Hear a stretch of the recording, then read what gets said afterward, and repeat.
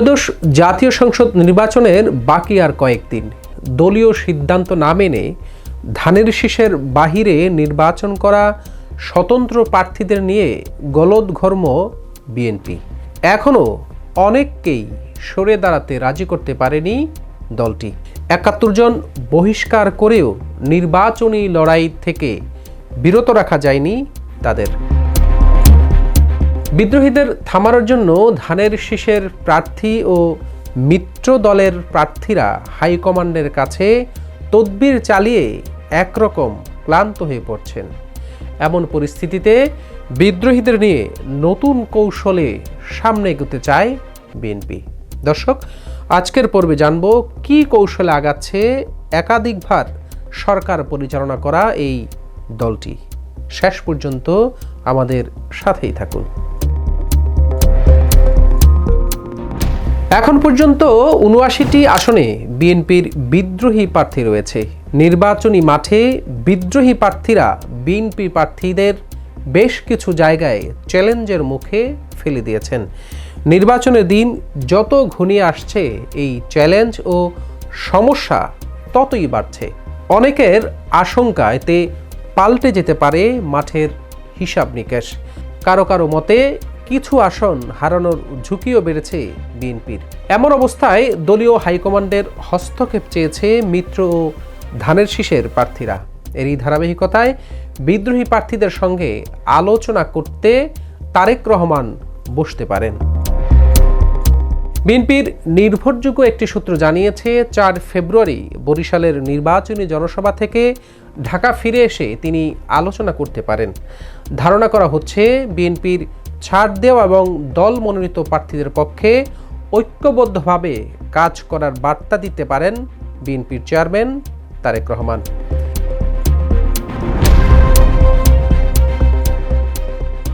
BNP থেকে বহিষ্কৃত একাধিক স্বতন্ত্র প্রার্থী জানিয়েছে, নির্বাচনী মাঠে থেকে সরে দাঁড়িয়ে দলীয় প্রার্থীর পক্ষে কাজ করতে কেন্দ্র থেকে নানাভাবে চেষ্টা করা হচ্ছে। তবে ভোটের মাঠ অনুকূলে থাকা এবং জনগণের প্রত্যাশার কারণে তাদের পক্ষ থেকে এই মুহূর্তে সরে দাঁড়ানো একটু কঠিন। বিএনপির নির্বাচন পরিচালনা কমিটির চেয়ারম্যান ও দলটির স্থায়ী কমিটির সদস্য নজরুল ইসলাম খান বলেন, ধানের শীষের প্রার্থীরা নির্বাচনী মাঠে কাজ করছেন। বিদ্রোহী হিসেবে যারা মাঠে রয়েছেন তারা আমাদের দল করতেন, তাদের বহিষ্কার করা হয়েছে। বহিষ্কারের পর তেমন আর কিছুই করার থাকে না।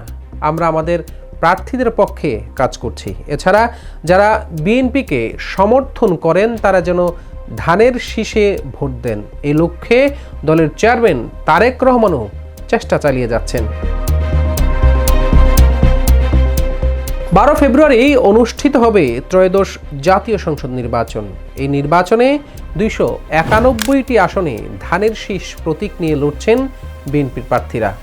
৮টি আসন মিত্রদের ছেড়ে দিয়েছে দলটি। এছাড়া একটি আসন প্রার্থিতা বাতিল হওয়ায় বিএনপির দলীয় কোনো প্রার্থী সেই আসনে নেই। তবে দলীয় সিদ্ধান্তের বাহিরে গিয়ে ৭৯টি আসনে অন্তত ৯২ জন বিদ্রোহী প্রার্থী রয়েছেন। কোনো কোনো আসনে একাধিক বিদ্রোহীও আছেন। এতে ভোটের মাঠে বাড়তি চাপে পড়েছেন বিএনপির প্রার্থী ও মিত্র দলের প্রার্থীরা। স্থানীয় নেতাকর্মী ও সাধারণ ভোটাররা বলছেন, কিছু আসনে বিদ্রোহীদের জয়ের সম্ভাবনা রয়েছে, আবার কোথাও কোথাও বিদ্রোহীদের জয়ের হিসাব নাও মিলতে পারে। তবে তাদের কারণে বিএনপির নিশ্চিত জয়ের আসনগুলো ঝুঁকিতে পড়ছে। কারণ দলীয় বিদ্রোহীদের মধ্যে ভোট ভাগাভাগি হলে জামাত সহ ১১ দলীয় নির্বাচনী জোট এগিয়ে থাকার সম্ভাবনা রয়েছে অনেক বেশি। বিদ্রোহী প্রার্থীদের বিষয়ে শুরু থেকেই কঠোর অবস্থান নিয়েছে বিএনপি। দলীয় শৃঙ্খলা ভঙ্গের কারণে তাদের বিরুদ্ধে সাংগঠনিক ব্যবস্থা নেওয়া হয়েছে, বহিষ্কার করা হয়েছে দলীয় পদ পদবি থেকেও। এমনকি তাদের পক্ষ থেকে মাঠে কাজ করা নেতাকর্মীদেরকেও বহিষ্কার করেছে দলটি। এক মাসে বিদ্রোহী প্রার্থী সহ ৫ শতাধিক নেতাকর্মীকে বহিষ্কার করেছে বিএনপি। তারপরেও নির্বাচনী মাঠে তাদের তৎপরতা থামেনি। অন্যদিকে নির্বাচনে ফল ভালো করতে তফসিল ঘোষণার আগে বহিষ্কৃত অন্তত ১,৮০০ নেতাকর্মীকে বহিষ্কারাদেশ প্রত্যাহার করেছে বিএনপি। তারা অতীতে দলীয় সিদ্ধান্ত অমান্য করে শৃঙ্খলা বিরোধী কর্মকাণ্ডে জড়িত ছিলেন। বিএনপির বর্জনের মধ্যেও আওয়ামী লীগের সামনে নির্বাচনে অংশ নেওয়া, দখলবাজি ও চাঁদাবাজির মতো অভিযোগে অভিযুক্ত ব্যক্তিরাও এই তালিকায় রয়েছেন। ফলে একদিকে বহিষ্কার, অন্যদিকে বহিষ্কারাদেশ প্রত্যাহার। এ নিয়ে কেন্দ্র থেকে তৃণমূল পর্যন্ত মিশ্র প্রতিক্রিয়া দেখা দিয়েছে। নেতাকর্মীদের অনেকেই বলছেন, অতীতে দলীয় শৃঙ্খলা ভঙ্গ করে অপরাধে জড়িতদের বহিষ্কারাদেশ প্রত্যাহার করে কার্যত পুরস্কৃত করা হচ্ছে। এতে সাংগঠনিক শাস্তিকে অনেকে পুতুল খেলা হিসেবে দেখছেন। ফলে বর্তমানে বহিষ্কার হওয়া নেতারাও মনে করছেন, বিজয়ী হলে বা সময়ের ব্যবধানে তাদেরকে দল আবার ফিরিয়ে নেবে। বিএনপির নির্বাচন পরিচালনা কমিটির সদস্য সচিব ও সিনিয়র যুগ্ম মহাসচিব রুহুল কবির রিজভী বলেন, দলীয় সিদ্ধান্ত অমান্য করে যারা বিদ্রোহী প্রার্থী হয়েছেন তাদের বহিষ্কার করা হয়েছে। শৃঙ্খলা ভঙ্গ করলে সাংগঠনিক শাস্তি পেতেই হবে। অন্যদিকে যারা শৃঙ্খলা মেনে চলবেন তাদেরকে দলের জায়গা হবে, এটাই স্বাভাবিক। যাদের বহিষ্কারাদেশ প্রত্যাহার করা হচ্ছে সেটিও দলীয় সিদ্ধান্ত এবং স্থানীয় পর্যায়ে মনোনীত প্রার্থীদের সুপারিশের ভিত্তিতেই করা হয়েছে। দলের স্বার্থেই এসব ব্যবস্থা নেওয়া হয়েছে।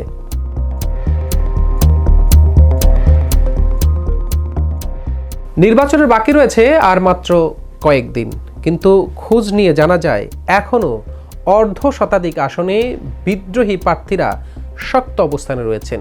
এতে দলীয় প্রার্থীদের অনেকেই ভোটের মাঠে বিপদ দেখছেন। বিএনপির নীতি নির্ধারকদের প্রচেষ্টায় কয়েকজন বিদ্রোহীকে সরানো গেলেও তাদের প্রার্থিতা আনুষ্ঠানিকভাবে প্রত্যাহার হয়নি। এদিকে বিএনপির সঙ্গে যুগপথ আন্দোলনে থাকা 5 দলের 8 জন নেতাকে আসন ছেড়ে দিয়েছে বিএনপি। তারা নিজ নিজ প্রতীকে নির্বাচন করছেন। এর মধ্যে 6 জনই অস্বস্তিতে রয়েছেন বলে জানা গেছে। কারণ এসব আসনে বিএনপি থেকে বহিষ্কৃত বিদ্রোহী বা স্বতন্ত্র প্রার্থীরা শক্ত অবস্থানে আছেন। দলের নেতাকর্মীদের একাংশ বিদ্রোহীদের পক্ষে প্রচারণা চালাচ্ছেন। বিএনপির প্রাথমিক সদস্যপদ সহ সব পদ পদবি থেকে বহিষ্কার হলেও অন্তত 50 জন ভোটের মাঠে লড়াই চালিয়ে যাওয়ার ঘোষণা দিয়েছেন। বিশেষ করে মিত্রদের জন্য ছেড়ে দেওয়া আসনগুলোতে তারা সর্বোচ্চ শক্তি প্রয়োগ করছেন। দর্শক, আজকে পর্যন্তই। দেখা যাবে 12 ফেব্রুয়ারি শেষ হাসি কার, বিদ্রোহী নাকি দলীয় প্রার্থীর।